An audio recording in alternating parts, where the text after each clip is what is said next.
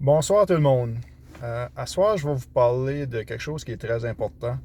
Dans la vie de tous les jours, comme dans le crypto, ça permet de renforcer ton caractère.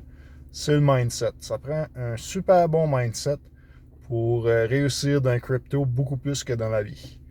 Faut savoir mettre de côté les hauts et les bas et avoir une vision à long terme.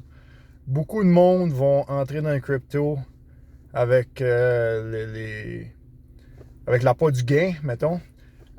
Puis il voit un jeune de 19 ans qui a fait fortune dans le crypto, qui se promène en Lambo, qui a mis pratiquement toutes ses économies là-dedans, puis il a été chanceux. Oui, il y a beaucoup d'argent à faire dans le crypto, mais il faut avoir une vision à long terme si on veut quand même jouer sécuritairement. Tu peux mettre ton argent dans toutes sortes de choses en crypto pour multiplier tes gains. Tu peux leverage trader, tu peux yield farmer, tu peux utiliser DeFi. Il y a plein de choses que tu peux faire, mais quand que les gains possibles sont très hauts, souvent avec ça, les risques de tout perdre sont là. Oui, c'est possible de tout perdre en crypto. Euh, une façon que ça pourrait arriver, c'est que tu utilises ton téléphone puis tu scannes des barcodes. Partout où tu vois un QR code, tu scannes. Tu sais pas quel lien malveillant que tu peux tomber dessus en scannant des QR codes. Moi, personnellement, j'en scanne plus. Juste parce que je suis quand même un petit peu avancé en informatique puis je vois c'est quoi que ça peut faire. Ensuite de ça, une autre chose que tu peux tout perdre, c'est si tu vas faire du leverage trade, tu manages pas tes risques, ce qui veut dire que tu ne mets pas des stop loss puis des take profit, ben tu peux te faire liquider si que tu descends en bas du certain pourcentage par rapport à ce que tu as investi. Tu peux aussi perdre dans le DeFi. Mettons que tu fais un prêt en collatéral. Un prêt en collatéral, c'est que tu prends ton crypto, tu le donnes en garantie, puis la plateforme ou le protocole de DeFi va te prêter la moitié de la valeur de ton crypto.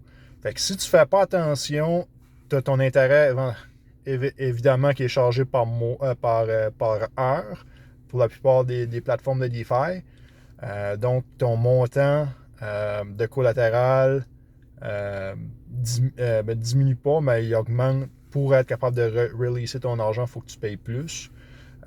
Puis aussi ton collatéral, mettons que tu vas prendre un collateral loan avec, je sais pas moi, mettons Ethereum, c'est ton collatéral, tu mets Ethereum de côté. Et puis tu prends pas ton prêt, mettons en stablecoin, mettons tu vas prendre ton Ethereum, ton collatéral, puis tu demandes à avoir un autre crypto. Exemple, Shiba. Puis ton Shiba, dans le temps que tu as fait ton loan, il était, mettons, à 0.003 cents. Puis le Shiba, il augmente. Puis ton Ethereum descend. Donc, ton pourcentage de leverage change. Puis tu peux te faire liquider si jamais que la valeur qu'ils t'ont prêtée devient moins que la moitié de la somme que tu as mis. La plateforme, pour se repayer, pour manager ses risques, vont te liquider et prendre tout ton collatéral. Donc, ça, c'est quelques façons que tu peux tout perdre en crypto. Il y a aussi, mettons, que tu te fais hacker. Encore là, ça va avec les QR codes ou les liens malicieux. C'est important d'avoir un ordinateur séparé de business. Je compte, mettons, crypto business, mettons, c'est ça ta business.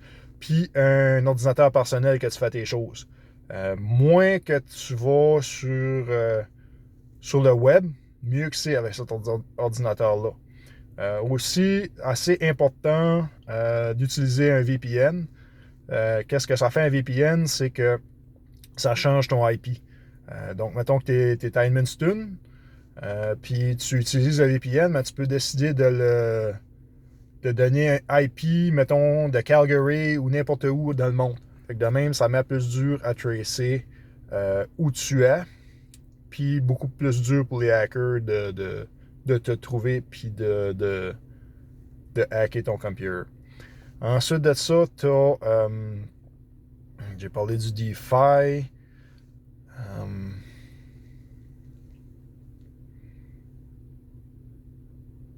Excusez le blanc. Oui, fait que c'est ça. C'est des façons qui peuvent arriver que tu peux tout perdre. L'erreur est humaine aussi. Tu peux rentrer une mauvaise adresse pour envoyer des fonds, puis ton crypto est perdu définitivement. Tu ne le retrouveras pas. Il n'y a pas de façon de révoquer des transactions de crypto. Une fois que c'est fait, c'est envoyé. Tu as les hard wallets, les hardware, wallets. Ça aussi, c'est très sécuritaire, mais tu as une seed phrase qui est environ une douzaine de mots habituellement, qu'il faut que tu te rappelles dans la même ordre, qu'il ne faut pas que tu screenshots ou que tu n'aies rien d'informatique avec ta seed phrase, à part quand tu veux login dans ton hardware wallet, excuse-moi. Puis souvent, beaucoup de monde, surtout au début, ils ont perdu le seed phrase. Si tu perds cette seed phrase-là, plus jamais tu pourras rentrer dans ton hardware wallet. Ou tu as aussi les wallets, les wallets, mettons, sur ton téléphone. Les wallets digitales aussi, qui fonctionnent avec des seed phrases. Si tu perds ta seed phrase, tu ne pourras jamais retrouver ton crypto. Donc, c'est important de l'écrire à la main, de le garder dans un coffret de sécurité, puis peut-être même diviser ta seed phrase un peu partout, pas juste l'avoir sur un bout de papier, puis qui est dans ton endroit sécuritaire, dans un coffre-fort ou quelque chose comme ça. Parce que vraiment, c'est ton mot de passe, le seed phrase. Sauf que c'est beaucoup plus compliqué, puis c'est pas toi qui décides les mots. Donc, dans les débuts de Bitcoin, les gens achetaient des Bitcoins, mettons 20$, puis ils prenaient pas ça au sérieux. Ils écrivaient pas le seed phrase. Ben, ceux-là qui ont acheté 20$ de Bitcoin en 2010, quand ça a commencé, ben, le 20$ de Bitcoin, aujourd'hui, il valerait probablement plusieurs millions. Ces gens-là, je suis sûr qu'ils pensent encore à le seed phrase, à essayer de le retrouver. On avait une histoire l'année passée de quelqu'un en Angleterre qui avait jeté son ordinateur, son hard drive. Puis il s'est souvenu quelques années après que sa seed phrase était sur ce hard drive-là. Il veut payer les compagnies plusieurs millions, plusieurs dizaines de millions pour qu'ils aillent dans le dépotoir chercher pour son hard drive.